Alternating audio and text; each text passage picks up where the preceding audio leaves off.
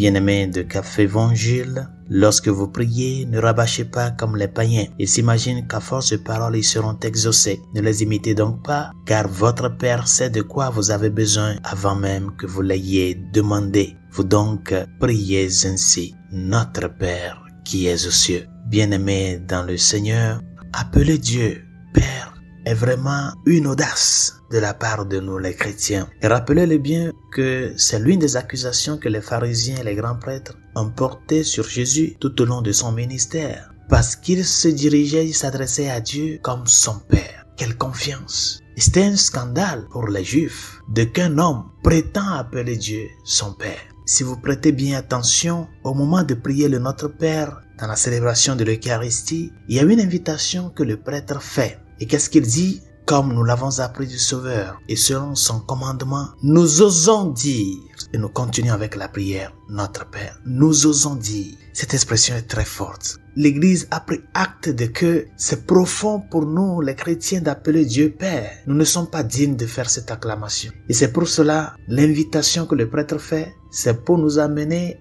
à nous rendre compte de que c'est une audace d'appeler Dieu Père. Nous osons dire. Chers amis, c'est très impactant de reconnaître la paternité de Dieu. Très impactant jusqu'au point où Saint Paul, dans la lettre aux Galates, chapitre 4, verset 6, nous dit: Puisque vous êtes fils, Dieu a envoyé l'Esprit de son Fils dans nos cœurs qui crient Abba, Père, Abba. Et le même Saint Paul, dans la lettre aux Romains, chapitre 8, verset 15, revient sur la même chose. En effet, vous n'avez pas reçu un esprit de servitude pour agir encore dans la crainte. Vous avez reçu un esprit d'adoption des fils en qui nous crions Abba, Père. Des fois, j'ai l'impression que nous les chrétiens, comme nous sommes les fils de l'accomplissement, il y a certaines choses que nous ne valorisons pas. Nous n'arrivons pas à reconnaître la grandeur de certains actes que nous posons comme chrétiens. Appeler Dieu Père, c'est comme monnaie courante pour nous aujourd'hui. Si seulement nous savons ce que c'est cela, si seulement nous savons ce que c'est cela. Il est vrai que nous sommes les fils de l'accomplissement.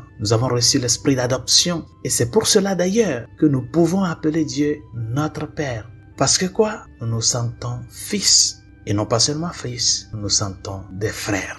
Chers amis, le temps de carême, c'est un temps de restaurer avec pleine conscience, de restaurer cette relation paterno-filiale avec Dieu.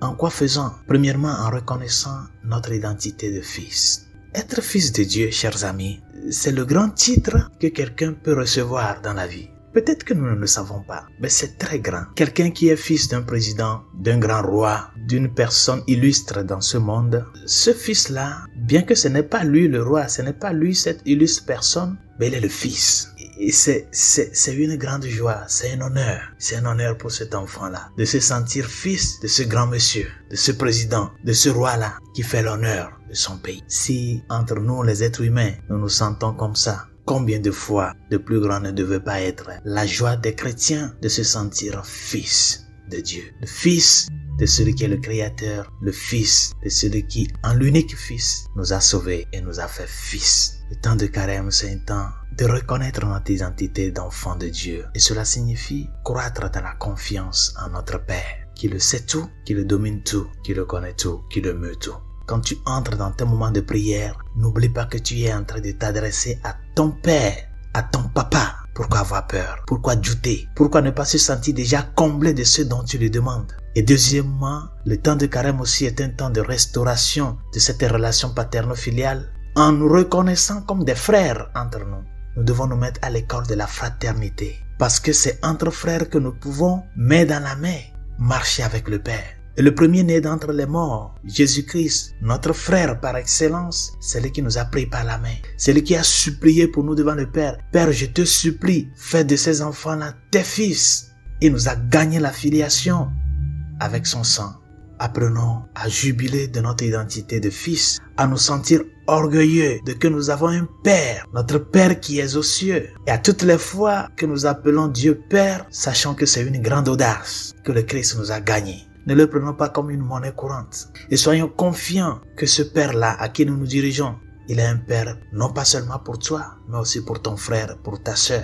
Par conséquent, marchez main dans la main, dans cette joie-là, afin que le Christ, qui nous a gagné cette filiation, puisse voir en nous des frères authentiques, des frères qui se préoccupent les uns pour les autres, des frères qui se sentent comblés d'avoir en Dieu, non pas seulement le Créateur, mais leur papa. Un papa qui est disposé à pouvoir combler ses fils en abondance pour leur bien et le salut de l'humanité. Que la grâce du Seigneur nous soutienne dans cette lutte et dans cette marche de carême. Bonne journée. Dieu vous bénisse.